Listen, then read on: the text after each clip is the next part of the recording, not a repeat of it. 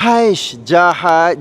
Memang jahat betul Honor 400 Pro 5G dan juga Honor 400 5G. Sebab apa? Sebab kali ni dia dah ada AI yang terbaru, Image to Video MP4. Apa benda tu? Yang lagi takaburnya Honor kali ni, diorang kata adalah phone pertama yang ada AI yang terbaru ni. Tanpa melengahkan masa, jom aku tunjukkan cara nak gunakan AI yang terbaru. AI yang aku nak ceritakan tu ada dekat kedua-dua phone, tapi sekarang ni aku tunjuk dekat satu phone saja. Korang buka bahagian foto, okey, all photo. Tapi bukan dekat sini sebenarnya, okey. Korang tekan back, bahagian clip bawah ni ada image to video. Katakanlah gambar pertama yang aku nak buat adalah gambar aku pakai sweater ni, okey. Kita tekan klik dan start generate. Okey, kita tunggu apa yang akan jadi. Pastikan ada internet baru boleh buat benda ni. Apa jadi dekat gambar tadi?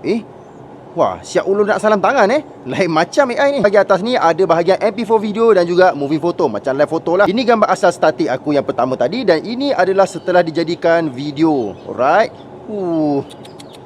Memang jahat betul lah. Gambar kedua pula, gambar aku berlari. Sekarang kita tekan play, apa jadi? Dia dah berita gerak. Dah menyimpan pula dengan member kat belakang ni. Untuk pengetahuan korang, features ni korang boleh gunakan sebanyak 10 kali saja untuk satu hari. Kesam gila. Tengok, adakah Izami akan berpelukan? Gila lah. Thailand bergerak tu gambar tu. Gambar tak bergerak boleh jadi video bergerak baik. Seram. Gambar tak ada asap boleh jadi berasap pula. Dia bergerak tu. Gambar tak bergerak, tiba-tiba baby bergerak. Anak tak seram. Dia bergerak pun tak seram juga. Dan macam-macam lagi lah. Milo boleh bergerak kan.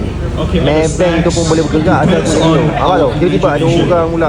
Asalnya adalah gambar, tapi jadi video yang bergerak. Itu sajalah video aku pasal AI to image yang terbaru. Tapi aku ada nak sambung lagi 4 AI dekat phone ni. 4 AI yang aku nak ceritakan tu adalah AI eraser, AI cutout, AI outpainting dan juga AI upscale. Macam biasalah, korang like, komen, share, repost dulu. Kita jumpa dekat video lagi satu. Baik beli Honor ataupun